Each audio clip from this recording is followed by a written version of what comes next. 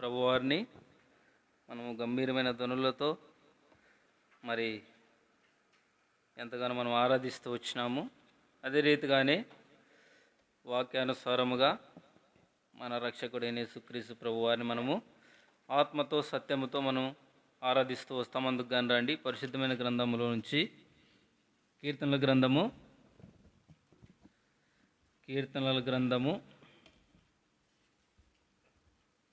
117వ అధ్యాయము. కీర్తనలు 117వ అధ్యాయము 2 వచనాలు కలిసి చదువుకుంటూ వస్తామండి.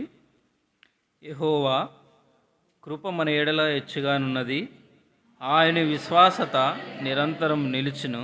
కాబట్టి సమస్త అన్యజనులారా యెహోవాను స్తుతించుడి, సర్వజనములారా ఆయనను కొనియాడుడి. మరొకసారి చదువుకుంటూ వస్తామండి. యెహోవా కృప మన ఎడల హెచ్చుగానున్నది, ఆయన విశ్వాసత నిరంతరము నిలుచును. కాబట్టి సమస్త అన్యజనులారా యెహోవాను స్తుతించుడి, సర్వజనములారా ఆయనను కొనియాడుడి. యెహోవాను స్తుతించుడి. ఈ వాక్య భాగమును అనేక పర్యాయములు మరి ఆయా రీతిలుగా దేవజనులు, తర్వాత పరిచారకులు అనేక మాటలు మనకు తెలియజేస్తూ వచ్చినారు, వింటూ వచ్చినాం. అయితే ఈ వాక్య భాగాన్ని స్పష్టంగా మనం చదువుతూ వచ్చినప్పుడు రకరకాలుగా దేవుని వాక్యం అనేది మరి ఒక ఊట లాంటిది.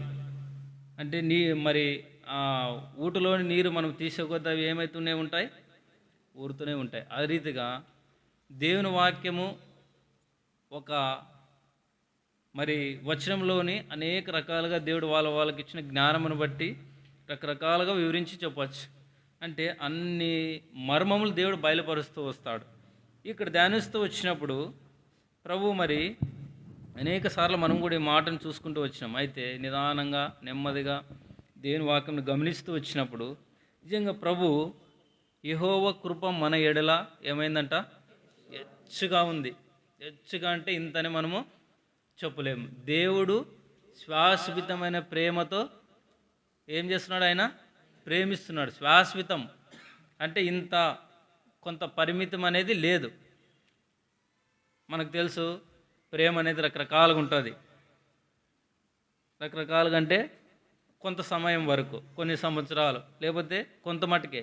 అయితే శాశ్వతమైన ప్రేమతో నేను నిన్ను ప్రేమిస్తానని దేవుడు సెలవిస్తూ ఉన్నాడు. అంటే ఆయన ప్రేమ అటువంటిది. అదే రీతిగానే ఇక్కడ మరి కీర్తనగాడు జ్ఞాపం చేసినట్లుగా యెహోవా కృప మన ఎడల హెచ్చుగానున్నది. ఆయన కృప ఎంత హెచ్చుగా ఉంది.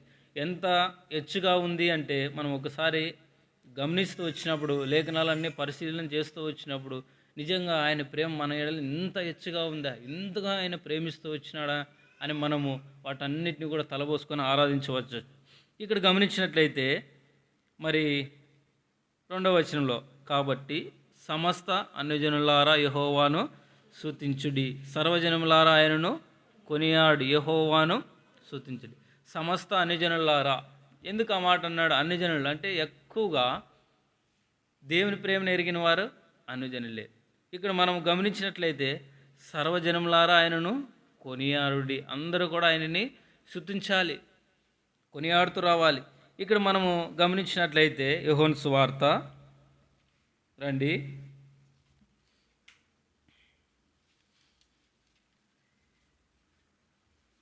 యోహాను సువార్త 1వ అధ్యాయము 11వ వచనం. ఆయన తన స్వకీయుల యొద్దకు వచ్చెను, ఆయన స్వకీయులు ఆయనను అంగీకరింపలేదు. ఇక్కడ గమనించినారా? ప్రభువైన యేసుక్రీస్తు ప్రభువారు ఈ లోకానికి వచ్చిన తర్వాత తన స్వకీయుల యొద్దకు వెళ్తూ వచ్చినాడు. మొట్టమొదటిగా వెళుతూ వచ్చినప్పుడు ప్రభువైన యేసుక్రీస్తు ప్రభువారిని వాళ్ళు ఏం చేస్తూ వచ్చినారంట, అంగీకరించలేదు. చూసినారా? అంటే ఆయన చెప్పిన వాక్యమును వాళ్ళు మరి గ్రహించలేకపోతూ వచ్చినారు, అంగీకరించలేకపోతూ వచ్చినారు, అంటే ఒప్పుకొనలేదు. ఇక్కడ మనం కింద గమనించినట్లయితే మరి కింద ఉంది కదా, తన్ను ఎందరు అంగీకరించరో మరి వారికి అందరికీ, అనగా తన నామమునందు విశ్వాసం ఉంచిన వారికి దేవుని పిల్లలగుటకు ఆయన అధికారము అనుగ్రహించను. ఎప్పుడైతే ప్రభువైన యేసుక్రీస్తు ప్రభువారిని మరి ఎవరైతే అంగీకరిస్తూ వస్తారో అప్పుడు దేవుని పిల్లలు అవ్వటానికి ఆయన అధికారము అనుగ్రహిస్తూ వచ్చినాడు. నిజంగా ఎక్కడి వారేమో, నిజంగా దేవుడు మనల్ని ఇంతగా ప్రేమిస్తూ వచ్చినాడా? ఆయన వచ్చిండే తన స్వకీయుల యుద్ధకి. అయితే వారు ప్రభువైన యేసుక్రీస్తు వారిని అంగీకరించలేదు. అందుకే అన్యజనుల దగ్గరకు వచ్చింది.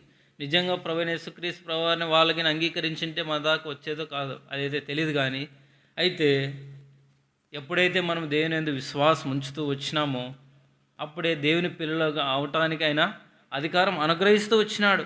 చూసినారా? నిజంగా మరి తన నామమునందు విశ్వాసం ఉంచిన వారందరికీ, అందుకే దేవుని వాక్యంలో ఉంది కదా, ఏ భేదం లేదు, అందరూ దేవుడు అనుగ్రహించి మహిమను పొందలేకపోతే, అంటే ఏ భేదం ఉన్నాం అందరూ కూడా.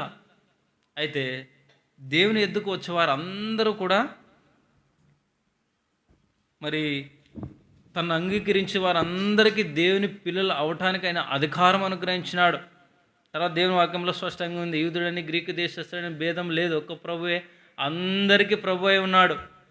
పలానా దేశం వారు, పలానా జాతికి సంబంధించిన వారని లేదు.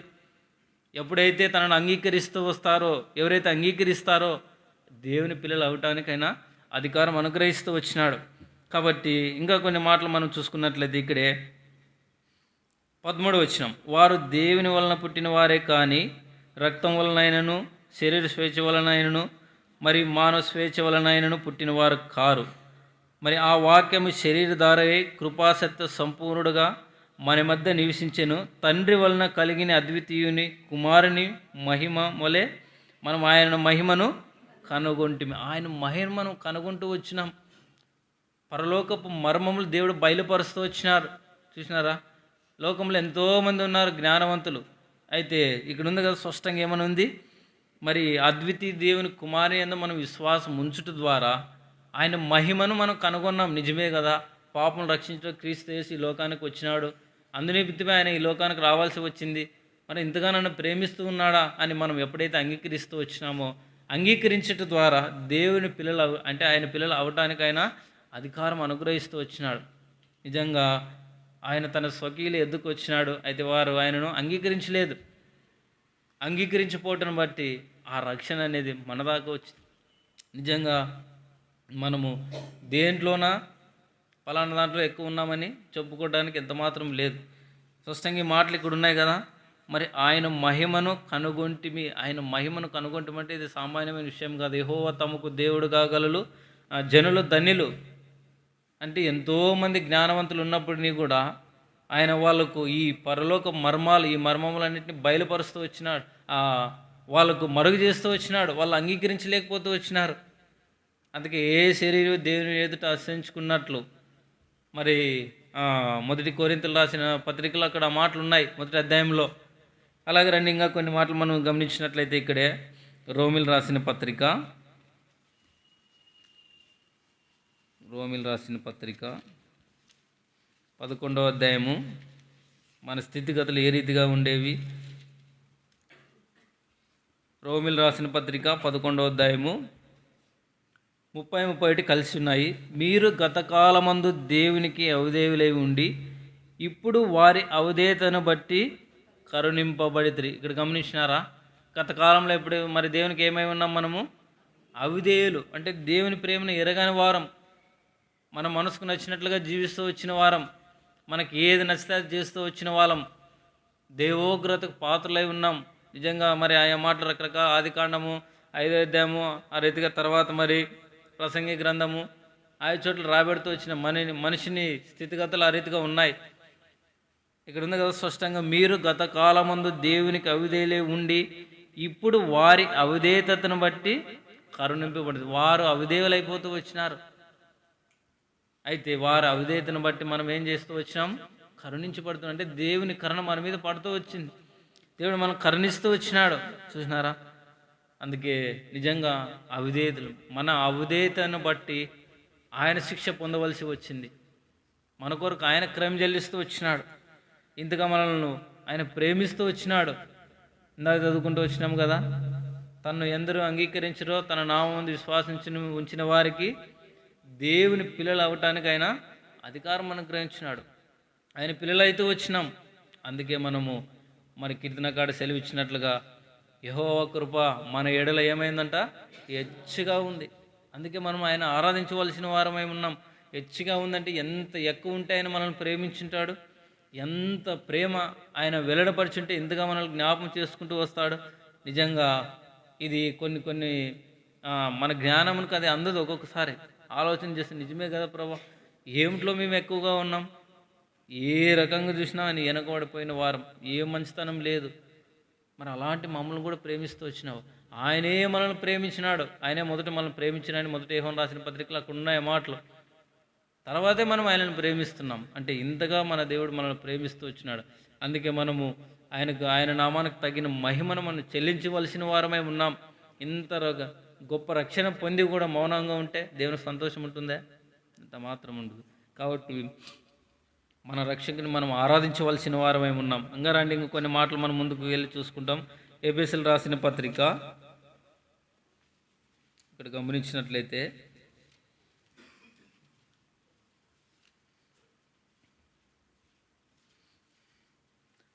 2వ అధ్యాయము 11వ వచనం చదవండి ఎవరన్నా.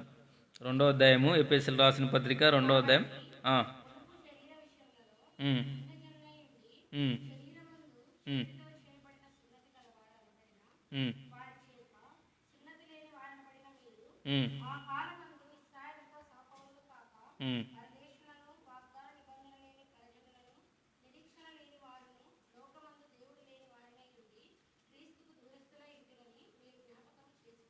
ఇక్కడ గమనించారా?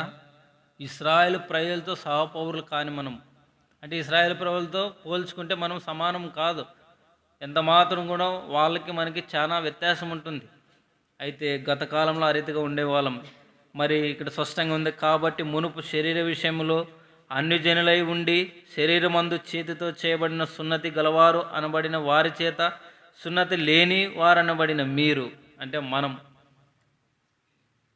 వాళ్ళు అంటున్నారు సున్నతి లేని అనబడేవారు మనము. సున్నతి ఎంత మాత్రం మనకు లేదు. అలాంటి మనల్ని దేవుడు ఏం చేస్తూ వచ్చినాడు? మరి ఆ కాలమందు ఇశ్రాయేలుతో సహపౌరులు కాక పరదేశులను, వాగ్దాన నిబంధనలు లేని పరిజనులను, నిరీక్షణ లేని వారును, లోకమందు దేవుడు లేని వారినై ఉండి. ఎక్కడ చూసినా కూడా దేవుని భయం లేదు. స్పష్టంగా ఉంది కదా. ఇశ్రాయేలు ప్రజలతో సహపౌరులు కానీ మనం పరదేశులు, వాగ్దానం లేని నిబంధన, అంటే వాగ్దానం లేదు, గురి గమ్యం లేని జీవితం, ఏది మంచి ఏది చెడు అంటారు కదా లోకంలో ఆయా సందర్భాలను బట్టి. నిజంగా వీడు మనిషి అని, అంటే కొన్ని సందర్భాల్లో మనిషి ఆ రీతిగా మంచి చెడులు ఎరక ప్రవర్తిస్తూ ఉంటాడు. దేవుని ప్రేమ ఎరగని అన్ని జనుల అంగం, అంటే అంత మూర్ఖంగా ప్రవర్తిస్తూ వచ్చినప్పుడు, అంటే దేవుడు లేని అక్కడ ఉంది కదా స్పష్టంగా, మరి ఒక నిరీక్షణ లేదు. అలాంటి స్థితిలో ఉన్న మనల్ని కూడా దేవుడు ఏం చేస్తూ వచ్చినాడు? ఇక్కడ ఉంది కదా. మరి మనం ఏమో విన్నామంట, ఆయనకు అయినను మునుపు దూరస్తులైన మీరు ఇప్పుడు క్రీస్తు యేసునందు మరి ఏమై ఉన్నామంట? సమీపస్తులైనాం. ఆయన ద్వారా, ఆయన మనల్ని జ్ఞాపకం చేసుకోవడం ద్వారా, ఆయన దయ మన మీద ఉంచడం ద్వారా. అందుకే యెహోవా కృప మన ఎడలి హెచ్చుగా ఉన్నది. ఇశ్రాయేలు మరి ప్రజలతో సహపౌరులు కానీ నిన్ను నన్ను వాగ్దానం లేని వారము, అంటే వాగ్దాన నిబంధన లేని జనులం, అన్య జనాంగము, మనకు నచ్చిన జీవితం జీవిస్తూ వచ్చిన వాళ్ళం. అలాంటి మనలను క్రీస్తు యేసు కృప ద్వారా, క్రీస్తు యేసునందు ఇప్పుడు ఏమై ఉన్నామంట? సమీపస్తులుగా చేస్తూ ఉన్నాడు. అంటే ఆయన ద్వారానే దేవునింటికి రాగలుగుతూ వచ్చినాం. మనమంతకు మనమే ఇక్కడ రాలేదు.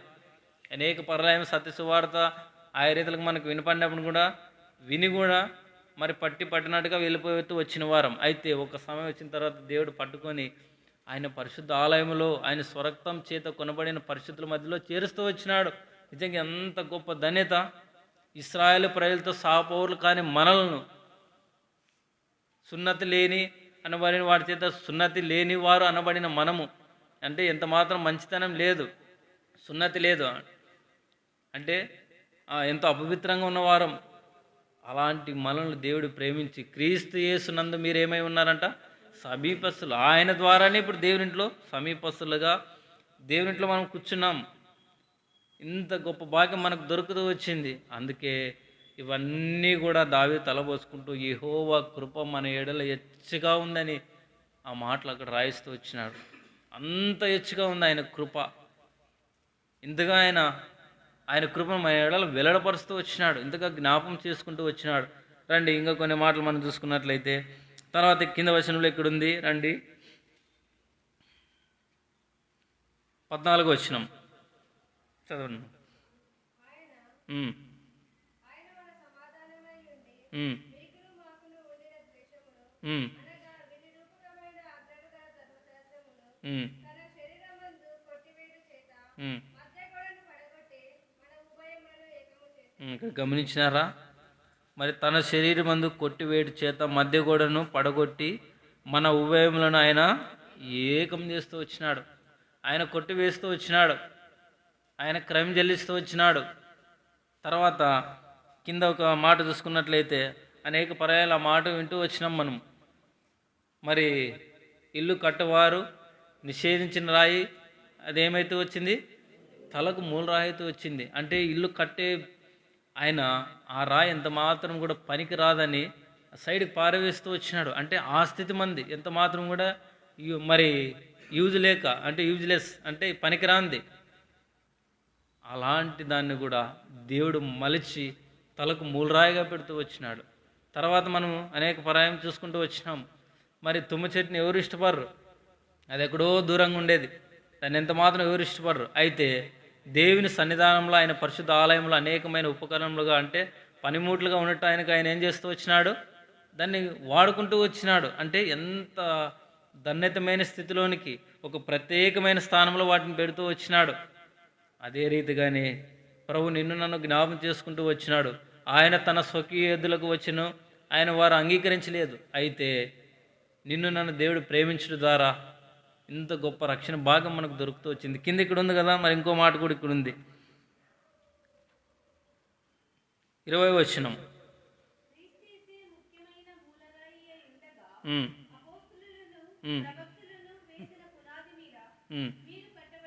ఇక్కడ గమనించినారా? అపోస్తలులను ప్రవక్తలను వేసిన పునాది మీద మీరు కట్టబడి ఉన్నారు. పునాది వేసింది వాళ్ళు, ఆ పునాది మీద కట్టబడుతూ వచ్చినాం మనం. నిజంగా ఎంత గొప్ప ధన్యతలోని ప్రభువు నిన్ను నన్ను నడిపిస్తూ వచ్చినాడంటే వీటన్నిటినీ కూడా జ్ఞాపం చేసుకుంటే నిజంగా మన జ్ఞానంకి మించి ఉన్నాయి. మరి ఆకాశం పట్టజాలంటే గొప్ప దేవుడు, సర్వ సృష్టికి కూడా ఆది సంభూతుడై ఉన్న దేవుడు, మాట చేత సమస్యను కలిగజేస్తూ వచ్చిన దేవుడు. మరి ఇంత గొప్ప దేవుడు, మరి ఇంత ఒక దుమ్ములో ఒక చిన్న ఒక అనవంతు కూడా యోగ్యత అర్హత లేని నిన్ను నన్ను దేవుడు ప్రేమించినాడా? స్పష్టంగా ఉంది కదా. ఇశ్రాయేలు ప్రజలతో సహా పౌరులు కాని మనలను, మరి సున్నతి చేయబడిన వారి చేత సున్నతి లేని వారు అనబడిన మనలను దేవుడు ప్రేమిస్తూ వచ్చినాడు. అంతగా జ్ఞాపం చేసుకుంటూ వచ్చినారు. వారు తీస్తూ వచ్చిన ఇక్కడ ఉంది కదా, మరి అపోస్తలులు ప్రవక్తలు వేసిన పునాది మీద మీరు కట్టబడి ఉన్నారు. ఆ పునాది మీద మనం కట్టబడుతూ వచ్చినాం ఒక సంఘముగా. నిజంగా దేవుడు ఎంతగా ప్రేమిస్తూ వచ్చినాడు, ఎంత కృపను ఆయన వెల్లడపరుస్తూ వచ్చినాడా, ఎంతగా జ్ఞాపం చేసుకుంటూ వచ్చినాడా. నిజంగా మనం ఏ పాటి వారం. అలాగే ఇక్కడ అనేక పర్యాయం ఆ మాట కూడా మనం చూసుకుంటూ వచ్చాం. రండి యోహాను సువార్తలో 4వ అధ్యాయంలో మనం గమనించినట్లయితే, యోహాను సువార్త 4వ అధ్యాయము, అక్కడ సమరయ స్త్రీ గురించి రాయబడుతూ ఉంటుంది. నిజంగా దేవుడే ప్రేమించి మిట్టి మధ్యాహ్నం కాడ 12 గంటల సమయంలో సమరయ స్త్రీని దేవుడు దర్శిస్తూ వచ్చినాడు. అంటే దేవుడు జ్ఞాపం చేసుకుంటున్న ద్వారానే మరి దేవుడు అక్కడ కూర్చొని ఉన్నాడు, ఆమె ఆ సమయానికి అక్కడ వస్తుందని. నిజంగా ఎవరు ఆమె? సమరయ స్త్రీ. ఇక్కడ స్పష్టంగా ఉంది కదా. ఇక్కడ రండి మనం చూసినట్లయితే మనకు అర్థమవుతుంది. 7వ వచనం, 4వ అధ్యాయం 7వ వచనం.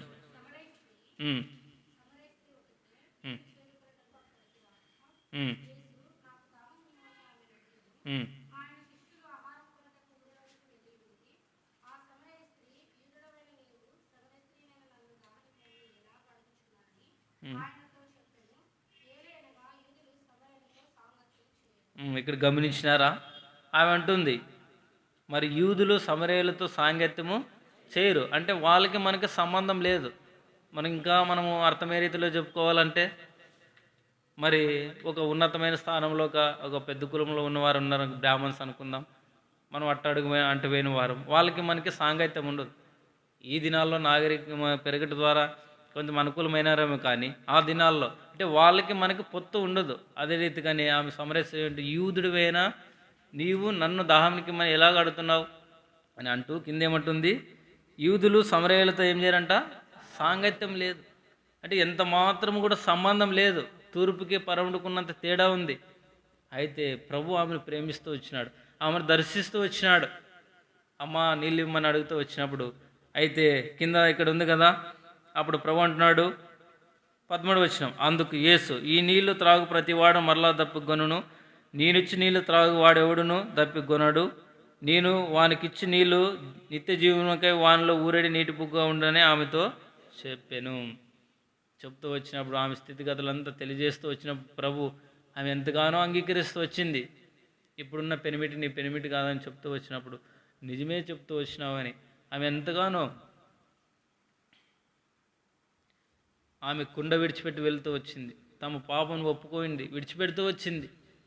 ఆమె ఎంతగానో సమరయ స్త్రీ. నిజంగా సమరయులంటే ఎంతో వెనకబడిపోయిన జాతి ఉన్నట్లు అలాంటి ఆమెను కూడా దేవుడు దర్శిస్తూ వచ్చినాడు. నిజంగా ఇక్కడ ఉంది కదా, ఆ సమయ గ్రామంలో ఆయన ద్వారా సువార్త ప్రకటిస్తూ వచ్చింది. ఎంతగానో అనేక రక్షణ పొందుతూ వచ్చినారు. నిజంగా ప్రభు ఇంత ప్రేమ స్వరూప.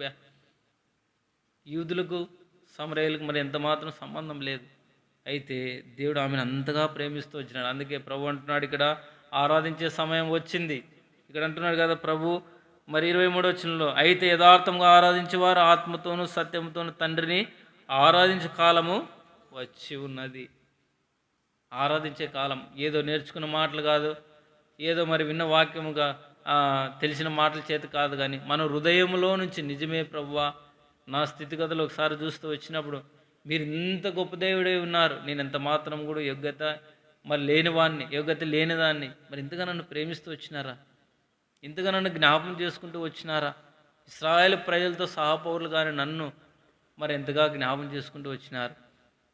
సున్నతి చేయబడిన వారి చేత సున్నతి లేను అనబడే వారిని మనం ఆయన కృపకు పాత్రులైతూ వచ్చినాం. మరి తేజోవాసులైన పరిశుద్ధుల స్వాస్థ్యములో పాలివారొకటకై దేవుడు ప్రేమిస్తూ వచ్చినాడు. చూసినారు ఎంతగా ప్రేమ ఆయన వెల్లడపరుస్తూ వచ్చినాడు. ఇక్కడ ఉంది కదా స్పష్టంగా. అందుకే దేవుడు ఆత్మ కనుక ఆయన ఆరాధించేవారు ఆత్మతో సత్యముతో. దేవుడు ఆయన ఆత్మ, అందుకే ఆత్మతో సత్యంతో మనం యథార్థంగా ఆరాధించాలి. ఆ రీతిగా మనం ఆరాధిస్తూ వచ్చినప్పుడే మనం ఆరాధించే ఆరాధన ద్వారా ఆయన ఎంతగానో సంతోషిస్తూ వస్తాడు. ఆరాధించిన ఆరాధన ఆయనకు ఎంతో ఇంపుగా ఉంటుంది. కాబట్టి అట్టి ఆరాధన మనం ఆ రీతిగా మనం ఆరాధించవలసిన వారమై ఉన్నాం. తర్వాత ఆమె చెప్పిన మాటను బట్టి ఆ సమరయ గ్రామంలో మరి ఎంతోమంది సమరయులు రక్షణ పొందుతూ వచ్చినారు. సుకార్ అనే ప్రాంతం. నిజంగా ఆమె చెప్పిన సాక్షిని బట్టి మా మటుకు నువ్వు చెప్పిన మాటను కాక మా మటుకు మేము ఆయన నిజంగా మరి క్రీస్తు అని నమ్ముతున్నామని ఎంతోమంది రక్షణ పొందుతూ వచ్చినారు. నిజంగా ఎట్లా వచ్చింది ఇది? అందుకే ఎక్కడ చూసినా కూడా మరి ఎంతో ఉన్నతమైన స్థానంలో ఉన్న నిజంగా ఇక్కడ మాట చూసుకుంటూ వస్తాం. మొదటి కొరింథీయులకు రాసిన పత్రిక ఇక్కడ ఉంది కదా, మొదటి అధ్యాయంలో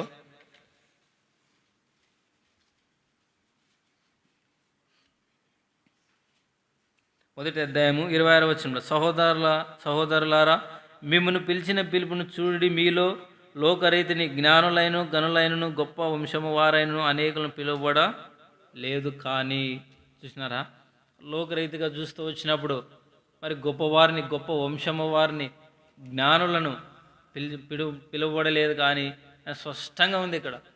నిజంగా ఎంతోమంది జ్ఞానవంతులు ఉన్నారు. నిజంగా దేవుడు వారి మనోనేత్రంకి మళ్ళీ ఆ రీతికి కొన్ని మరుగైపోతూ వచ్చినాయి. వారు అంగీకరించడానికి ఎంత మాత్రం కూడా ఇష్టపడరు. నిజంగా దేవుని వాక్యంలో ఒక మాట ఉంది, కడుపు నిండినవాడు తేనె పట్టునైనా తొక్కేది. ఆకలి కొనినవాడు చేదు వస్తువు ఇచ్చినా కూడా ఆకలి అట్లా ఉంటుంది. కాబట్టి అది చేదు ఉందా తీపి ఉందా అని చూడు, ఫస్ట్ తన ఆకలిని తీర్చుకోవాలని గబగబ తినేస్తాడు. అయితే కడుపు నిండినవాడు తేనె పట్టించినా తొక్కేస్తాడు. కాబట్టి మరి జ్ఞానవంతులు దేవుని అంగీకరించడానికి వాళ్ళ మనసు అంగీకారంగా లేదు. అంటే వాళ్ళ మనోనేత్రములు వెలిగించబడలేదు. ఇహలోక సంబంధమైనది ఏదో వారి మనోనేత్రం గుడ్డితనం కలిగజేయడం ద్వారా నిజ దేవుని ఎరగలేక మనకేం అన్నీ ఉన్నాయి, అన్నీ ఇచ్చినాడు, అన్నీ బాగున్నాయి, ఇంకేం దేవుని దగ్గరికి రావాల్సిన అవసరం ఏముంది అన్నట్టుగా అందుకే ఉంది కదా, స్పష్టంగా ఉంది.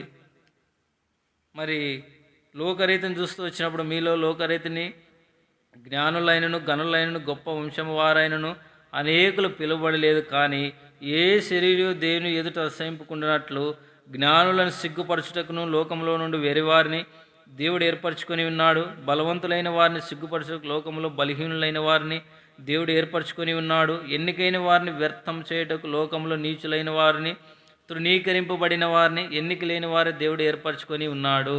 అయితే ఆయన మూలముగా మీరు క్రీస్తు యేసునందున్నారు. ఆయన మూలముగా అంటే ఆయన ద్వారా, ఆయన రక్తము మరి చిందించుట ద్వారా, క్రీస్తు యేసు రక్తము ద్వారా మనం సమీపస్తులై ఉన్నాం. అంటే ఇంత గొప్ప భాగ్యం మనకు దొరుకుతూ వచ్చింది. ఎంతోమంది జ్ఞానులు చూసిన గొప్ప గనులు, నిజంగా ఎంతోమంది గనులు ఉన్నారు, పేరు ప్రఖ్యాతులు పొందిన వాళ్ళు ఉన్నారు. వాళ్ళకున్న డబ్బు ఎంత ఉందో, ఆస్తులు అనేది కూడా కొంతమందికి తెలియదు. నిజంగా ఆ దినాల్లో ఎంతోమంది చెప్తూ ఉంటారు, వింటుంటాము. మాకు ఇంత ఉంది భూమి, 100 ఎకరాలు ఉంది. మరి తర్వాత నాకు తెలిసిన వ్యక్తి ఒక ఆయన ఉన్నాడు, ఆయన కోమటోళ్ళు, ఆయన 1000 ఎకరాలు ఉందంట. మా కానీ 100 ఎకరాలు ఉందంటే మిగిలిన 1000 ఎకరాలు అంట. అంటే చెప్పుకోవడానికి. ఆయన దేవుని వాక్యంలో ఒక మాట ఉంది, ఒక మనుషుడు సర్వలోకమును సంపాదించుకొని తన ప్రాణం పోగొట్టుకుంటే ఆయనకి ఏం ప్రయోజనం, ఎంతుంటే ఏం చేస్తాం. అందుకే గనులైనను జ్ఞానులైనను ఆయన ఏర్పరచుకుని లేదు. ఎన్నిక లేని వారిని, తృణీకరించబడిన వారిని, ఏ దాంట్లోనూ మేము పలానా దాంట్లో కొంత ఉంది అని చెప్పుకోవడానికి కూడా వీల్లేదు. అలాంటి మనలను ఇశ్రాయేలు ప్రజలతో సహపౌరులు కానీ నిన్ను నన్ను దేవుడు ప్రేమిస్తూ వచ్చినాడు. సున్నతి చేయబడిన వారి చేత సున్నతి లేను అన్న వారిని మనల్ని దేవుడు ప్రేమించి ఆయన కుమారుని యొక్క రాజు నివాసంలో నేను ఉండాలని దేవుడు ఇంతగా జ్ఞాపకం చేసుకుంటూ వచ్చినాడు. అందుకే దావీదు అన్నాడు కదా, యెహోవా కృప మన ఎడల హెచ్చుగా ఉన్నది, యెహోవాను స్తుతించుడి సమస్త అన్యజనులారా అన్నాడు. మరి ఇంకో మాట, కాబట్టి అన్నజనాంగంలో నుంచి దేవుడు నిన్ను నన్ను ప్రేమిస్తూ వచ్చినాడు, ఆయన కృపలో జ్ఞాపకం చేసుకుంటూ వచ్చినాడు. అందుకే మనం హృదయపూర్వకంతో సమరశ్రీ ఏ రీతిగా అయితే ఆత్మతో సత్యంతో యథార్థంగా ఆరాధిస్తూ వచ్చిందో అట్టి అనుభవం కలిగిన వారమై మనం ఆరాధించవలసిన వారమై ఉన్నాం. చివరిగా ఒక మాట చూసుకొని మనం ఆరాధనలోనికి వెళ్తూ వస్తామండి. రండి. మరి 1 పేతురు రాసిన పత్రికలో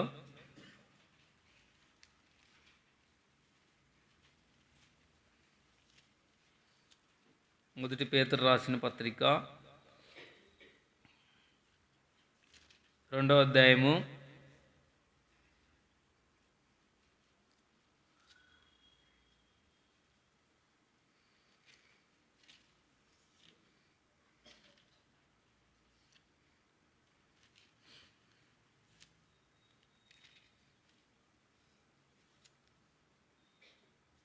9వ వచనం.